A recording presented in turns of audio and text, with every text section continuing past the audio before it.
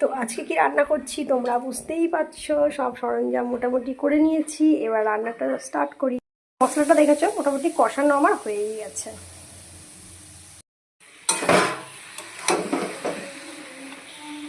একটু দিয়ে দিলাম লতিগুলো,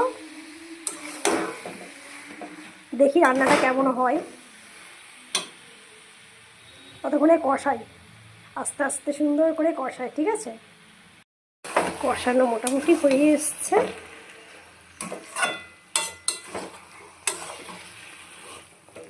এবার আমি ঢাকা দিই।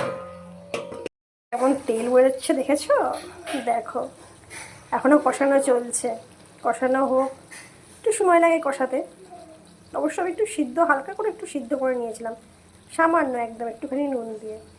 এই যে আমার কমপ্লিট হয়ে গেছে লতি রান্না, ব্যাস কমপ্লিট। এবার হচ্ছে গ্যাসটা বন্ধ করে দিই।